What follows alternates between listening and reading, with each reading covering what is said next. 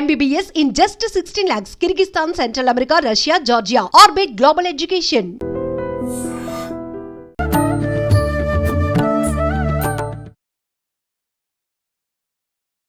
నమస్కారం, welcome to I dream. ధర్మ మార్గం విత్ విజిత కార్యక్రమానికి స్వాగతం. ప్రస్తుతం మనతో పాటు ఉన్నారు ప్రముఖ జ్యోతిష్య పండితులు, ఆధ్యాత్మికవేత్త సుభాష్ శర్మ గారు. ఇప్పుడు గురుగారితో మాట్లాడదాం. నమస్కారం గురుగారు. శ్రీమాత్రే నమః. గురుగారు, ముఖ్యంగా శ్రావణ మాసం అనగానే శ్రావణ శుక్రవారాలు పూజా విధానం అనేది చాలా ప్రత్యేకం. లక్ష్మీ అమ్మవారికి సంబంధించిన మాసం, విష్ణుమూర్తికి సంబంధించిన మాసమే కాబట్టి ఈ అమ్మవారి ఆరాధన ఈ శుక్రవారాల్లో ఏ విధంగా చేయాలో వివరించండి. తప్పకుండా అమ్మ. ముందుగా ప్రేక్షకులందరికీ శ్రీమాత్రే నమః, శ్రీ గురుభ్యో నమః. నమస్తే అస్తు మహామాయే శ్రీపీఠే సురపూజితే శంఖచక్రగదాహస్తే మహాలక్ష్మీ నమోస్తుతే. లక్ష్మీప్రదమైనటువంటి మాసం శ్రావణ మాసం. ఈ మాసంలో మొట్టమొదటిగా శుక్రవారం వస్తుంది. శుక్రవారంతో శ్రావణ మాసం మనకు శుభంగా ప్రారంభమయ్యేటటువంటి విధంగా ఉండేటటువంటిది శ్రావణ మాసం.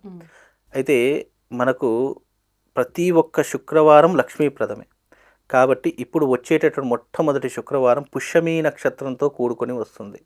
పుష్యమీ నక్షత్రంతో కూడుకొని వచ్చినటువంటి శుక్రవారము నిజంగా సాక్షాత్తు లక్ష్మీదేవికి, విష్ణుమూర్తికి చాలా ప్రీతికరమైనటువంటిది అని అర్థము. ఈ శుక్రవారము నాడు ఎవరైతే ఈ తిథిలో, ఈ నక్షత్రంలో ఎవరైతే అమ్మవారిని ఆరాధన చేస్తారో, ఎవరైతే అమ్మవారి యొక్క ఉపాసన చేస్తారో అఖండ ఐశ్వర్య ప్రాప్తి కలుగుతుంది అని జ్యోతిష శాస్త్రంలో చెప్పడం జరిగింది. పర్టికులర్ సమయం చూసుకొని పూజ తప్పకుండా పర్టికులర్ సమయము, దానికి విధి విధానాలు కొన్ని చెప్పడం జరిగింది. ఈ మొదటి శుక్రవారం, శ్రావణ మాసంలో వచ్చే మొదటి శుక్రవారం పుష్యమీ నక్షత్రంతో కూడుకొని వస్తుంది కాబట్టి ఈ పుష్యమీ నక్షత్రంతో కూడుకొని వచ్చిన ఈ శుక్రవారం ఏం చేస్తే లక్ష్మీ కటాక్షం కలుగుతుంది. చాలామంది కటిక పేదవాడైనా సరే అపర కుబేరుడు కావడానికి, ధనవంతుడిగా మారడానికి, లేదా కనీసం తనకున్నటువంటి పరిధిలో అప్పులు తీర్చుకోవడానికి, సంతోషంగా బ్రతకడానికి, ఈ మధ్యకాలంలో మనిషి సంతోషంగా బ్రతకడానికి రెండు జీవితంలో అస్సలు ఉండకూడదు. ఒకటి అప్పు ఉండకూడదు, రెండు రోగాలు ఉండకూడదు. ఈ రెండు లేకపోతే మనిషి హ్యాపీగా ప్రపంచంలో ఎక్కడున్నా కూడా ప్రశాంతంగా బ్రతకగలుగుతాడు. లేని వాళ్ళు ఉండరేమో. మొన్న ఒక ఆడియో ఫంక్షన్లో, కుబేర ఆడియో ఫంక్షన్లో ఈ తమిళ్ హీరో, ఆయన పేరేదో ఉంది, ఆయన ఒక మాట చెప్తున్నారు. 100 రూపాయలు ఉన్నటువంటి వాడికి 150 రూపాయల కష్టం ఉంటుంది. 1 కోటి రూపాయలు ఉన్నటువంటి వాడికి 1,50,00,000 ప్రాబ్లమ్స్ ఉంటాయి.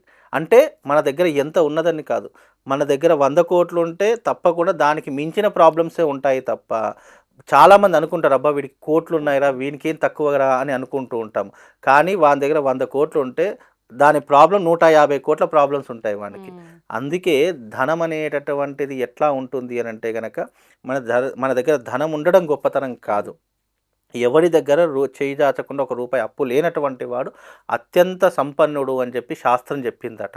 అందుకే ఈ యొక్క లక్ష్మీ కటాక్షాన్ని పొందడానికి లక్ష్మీదేవి అంటే కేవలం డబ్బు అనేటటువంటిదే కాదు. చాలామంది లక్ష్మీదేవి అని అంటే డబ్బిస్తుంది, లేదా లక్ష్మీదేవిని పూజిస్తే డబ్బు వస్తుంది అని పూజించే వాళ్ళే తప్ప అసలైనటువంటి లక్ష్మికి దానికి నిదర్శనం ఏంటో, దానికి నిర్వచనం ఏంటో ఎవరికి తెలియదు. లక్ష్మి అంటే అష్టలక్ష్ములని 8 రకాల లక్ష్ములు ఉంటాయి. ఈ అష్టలక్ష్ములు అనేటటువంటి కేవలం అవి మాత్రమే కాదు, దానికి మించినటువంటి ఉంటాయి. ఆరోగ్యము, తర్వాత ఐశ్వర్యము, ఆ తర్వాత సంతానము, ఆ తర్వాత మనం బ్రతికేటటువంటి విధానము, ఆ తర్వాత మనం ఆచరించేటటువంటి సాంప్రదాయము, ఇలా 1 కాదు 2 కాదు, ఒక 100 రకాలైనటువంటి ఐశ్వర్యాలు ఉన్నాయి. కేవలము డబ్బు ఉంటేనే ఐశ్వర్యం అనేటటువంటిది కాదు. నిజమైనటువంటి ఐశ్వర్యము, అన్నిటికీ మించినటువంటి ఐశ్వర్యం రెండే. ఒకటి అప్పులు ఉండకూడదు, 2 రోగాలు ఉండకూడదు. ఈ 2 లేకపోతే జీవితంలో అతనికి మించినటువంటి సంపన్నుడు ప్రపంచంలో ఎవడూ లేడట. కాబట్టి ఎప్పుడైనా ఈ శుక్రవారం నాడు ఏం ఆచరిస్తే అలాంటి విధానం కలుగుతుంది. నా జీవితంలో కానీ, మీ జీవితంలో, ఎవరి జీవితంలోనైనా సరే ఈ 2 ఉండకూడదని ఎవరైనా కోరుకుంటారు. కాబట్టి అలాంటివి ఉండకుండా ఉండడానికి ఈ పుష్యమీ నక్షత్రం రోజు వచ్చిన ఈ శుక్రవారం నాడు తప్పకుండా మీ ఇంట్లో లక్ష్మీ దీపాన్ని వెలిగించండి. లక్ష్మీ దీపం వెలిగించడంతో పాటు ఇది మొదటి శుక్రవారం కాబట్టి లక్ష్మీదేవి ఎక్కడ కొలువై ఉంటుంది? శుచిగా, శుభ్రతగా ఉన్నటువంటి ప్లేస్‌లో కొలువై ఉంటుంది. కాబట్టి ఆ రోజున ఇంటికి మామిడి తోరణాలు పెట్టండి. ప్రతి ఒక్క గుమ్మానికి మీ దగ్గర ఎన్ని గుమ్మాలుంటాయో అన్ని గుమ్మాలకు మామిడి తోరణాలతో అలంకరణ చేయండి. ఎన్ని గడపలుంటాయో మీ ఇంట్లో అన్ని, ఇప్పుడు ఈ మధ్యకాలం గడపలు కూడా పెట్టుకోవడం మానేశారు ఒక సింహద్వారానికి తప్ప. కాబట్టి ఎన్ని గడపలుంటాయో అన్ని గడపలు కడిగేసేసేయండి. చక్కగా శుభ్రపరచుకొని, చాలామంది ఏం చేస్తారు, నీటితో శుభ్రపరుస్తారు, కానీ పాలతో శుభ్రపరచుకోవాలి. పచ్చి పాలతో చక్కగా, ఆవు పాలు, అవి కూడా మామూలుగా గేదె పాలు వాడకూడదు. శుభకార్యానికి దేనికైనా, అంటే పూజలకు కానివ్వండి, మనం ఏదైనా శుభకార్యం, ఆవు పాలే ప్రధానం. కాబట్టి ఆవు పాలు, ఒక చిన్న గిన్నెలో ఆవు పాలు తీసుకోండి. మొదటిగా నీళ్ళతో కడిగేసేయండి, ఎందుకంటే ఆ చెమురు ఉంటుంది కాబట్టి నీళ్ళతో కడిగేసేసేయండి. దాని తర్వాత ఆవు పాలతో కడిగేసి మళ్ళీ నీళ్ళతో కడిగేసిన తర్వాత కేవలం పసుపుతో మాత్రమే ముగ్గు వేయాలి. చాలామంది ముగ్గు పిండి వాడుతూ ఉంటారు ఈ క్రషర్స్లో. ఆ ముగ్గు పిండి వాడకుండా కేవలం పసుపుతో మాత్రం ముగ్గులు వేసి చక్కగా దానిపైన పువ్వులతో అలంకరణ చేసేసి, ఆ గుమ్మానికి ఇరువైపులా మొదటి శుక్రవారం వస్తుంది కాబట్టి 2 దీపాలు వెలిగించండి. ఇక్కడ ఒక దీపము, ఇక్కడ ఒక దీపము. మధ్యలో ఏం చేస్తారు అని అంటే కనుక, కాస్త నవధాన్యాలు తీసుకోండి. మధ్యలో, ఆ గడపకు మధ్యలో నవధాన్యాలు వేసేసి దానిపైన ₹1 బిల్లు నాణ్యం పెట్టండి. లేదు అంటే పూర్వకాలంలో రాగి నాణ్యాలు దొరికితే రాగి నాణ్యం పెట్టండి, శ్రేష్టము. రాగి నాణ్యాలు దొరకలేదు అంటే ₹1 కాయిన్, ₹5 కాయిన్, ఏదో ఒక కాయిన్ పెట్టేసేసి ఆ రోజున చక్కగా అమ్మవారి యొక్క ధూప దీప నైవేద్యాలు అమ్మవారి దగ్గర చూయించండి. ఇక్కడే పెట్టాలండి? లేదు, అమ్మవారి మన ఇంట్లో ఉండేటువంటి పూజా మందిరంలో వేసేయండి. చెప్పిన నవధాన్యాలు ఇవన్నీ ఏదైనా ప్లేట్ గానీ ఆకు గానీ వేసి వేయాలా? నార్మల్ గానే గడప మీదనే వేయాలి. గడప మీదనే. దీపాల కింద తప్పకుండా తమలపాకులు కానీ, లేదంటే ఒక ప్లేట్లు కానీ పెట్టేసి దీపాలన్నీ కూడా ఆ గడప మీద పెట్టేసేయండి. నవధాన్యాలు మాత్రం గడప మీద వేయండి. చక్కగా పూలతో అలంకరణ చేయండి. చేసిన తర్వాత గడపకు నమస్కారం చేసి, ఎందుకంటే గడప అనేటటువంటి శాస్త్రంలో ఏం పేర్కొన్నారు, అదే లక్ష్మీదేవి. ఇంటి సింహద్వారమే ఇంటి గడపే లక్ష్మీదేవి.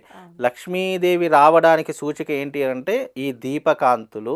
ఆ తర్వాత అక్కడ మనం చేసినటువంటి అలంకరణ ద్వారా లక్ష్మీదేవి ఇంట్లోకి వస్తుంది. ఇంట్లోకి రాగానే లక్ష్మీదేవి ఎక్కడికి వెళ్తుంది అంటే మొట్టమొదట పూజా స్థలానికి వెళుతుంది. వీళ్ళు ఈ రోజున ఈ ఇంట్లో పూజ చేశారా లేదా, దీపాలు వెలిగించారా లేదా, ధూపదీప నైవేద్యాలు చూయించారా లేదా అని మొట్టమొదటగా అక్కడికి వెళ్ళి చూస్తుందట. మన ఇంట్లో అన్ని బెడ్రూము, హాలు, కిచెన్ అన్నీ శుభ్రపరచుకున్నా సరే మొట్టమొదట వచ్చి చూసేది ఏంటంటే దేవుడి రూము. అక్కడ గనక ఏదైనా అశుభ్రంగా ఉన్నా, అక్కడ గనక ఏదైనా మైల ఉన్నా, నువ్వు ఇల్లు మొత్తం కోటాను కోట్ల డబ్బు ఉన్నా కూడా అక్కడికి రాదట లక్ష్మీది. అందుకే మొదట నువ్వు ధూపదీప నైవేద్యాలతో ఇంట్లో చక్కగా అమ్మవారిని అర్చించే ప్రయత్నం చేస్తే మీ ఇంట్లో ఉన్నటువంటి దారిద్ర లక్ష్మి వెళ్ళిపోయి, ఆ వచ్చిన లక్ష్మీదేవి మళ్ళీ వెళ్ళిపోదట, అక్కడే తిష్ట వేసి కూర్చుంటుందట. కాబట్టి లక్ష్మీదేవి రావడానికి ఇది మీకు ఒక అనువైనటువంటి మార్గము. ఈ యొక్క విధానాన్ని మీరు ఏర్పరచుకోండి. వీలైతే ఆ రోజున ఎవరికైనా పసుపు బొట్టు ఇచ్చేటటువంటి ప్రయత్నం చేయండి. చిన్నపిల్లలకు కానీ, కన్నె పిల్లలకు కానివ్వండి, లేదా ముత్తైదులకు కానివ్వండి, ఆ రోజున ఒక 2కో 5గురికో ఎంతో కొంత, ఒక 2 అరటిపళ్ళు, ఇంత రవిక కనుమ ఇచ్చేసి వాళ్ళ యొక్క ఆశీర్వాదాన్ని తీసుకోండి. అంతకు మించినటువంటి ఐశ్వర్యం ఇంకోటి లేదు. ఇప్పుడు మీరు సమయం అన్నారు కదా, కరెక్ట్ గా ఇప్పుడు ఈ గడప పూజ కానివ్వండి, ఇంట్లో పూజ, సాయంకాలం ప్రదోషకాలం. ఇల్లు మొత్తం ఉదయకాలం మామిడి తోరణాలతో అన్ని అలంకరణ చేసేసుకొని చక్కగా ఇల్లంతా శుభ్రపరచుకొని, సాయంకాలం ప్రదోష కాలంలో ఈ యొక్క విధానాన్ని ఎవరైతే ఆచరిస్తారో వీళ్ళు ఈ నెలాఖరికి వచ్చేసరికి అప్పులన్నీ తీర్చుకుంటారు.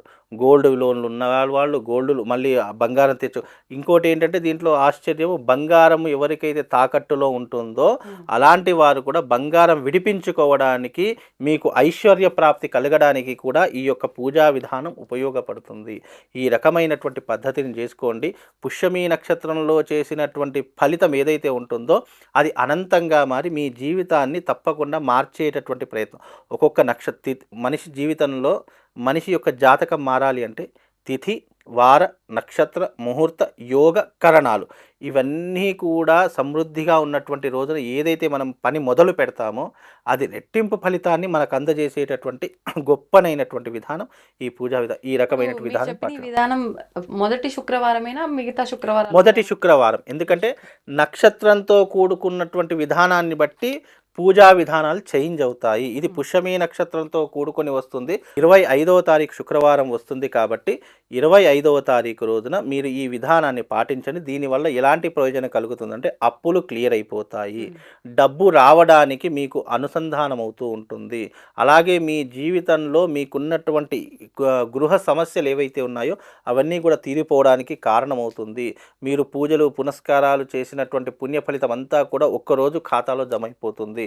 అలాగే ఈ నెలంతా చేసినటువంటి పూజా ఫలితము ఈ పుష్యమి నక్షత్రంలో చేసినటువంటి ఫలితం అంతా కూడా ఒకే సమయంలో మీకు దక్కుతుంది. కాబట్టి ఎవరైతే ఈ పూజా విధానాన్ని చేసుకుంటారో తప్పకుండా అనుకున్నటువంటి కోరిక నెరవేరేటటువంటి విధానం ఈ రోజుకు కలుగుతుంది. కాబట్టి వచ్చే ఈ పుష్యమి నక్షత్రం రోజున ఈ పూజా విధానాన్ని చేసుకుంటే తప్పకుండా మీ అందరికీ శుభం లాభంతో పాటు అదృష్ట యోగము అలాగే ఆ అమ్మవారి యొక్క అనుగ్రహం రెండు కూడా కలుగుతాయమ్మా. ధన్యవాదాలండి. శ్రీవార్త.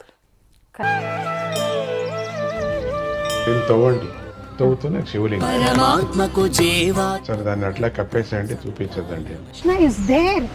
మూర్తి పూజ కాదు, సాక్షాత్ బ్రజేంద్ర నందన భగవాన్ ఉన్నారు మూర్తిలో. ఏమీ ఆశించకుండా ఆరాధించే వాళ్ళు కూడా ఉన్నారా ప్రభుజీ? నిజమైన భక్తి అంటే మనకు తెలియదు కాబట్టి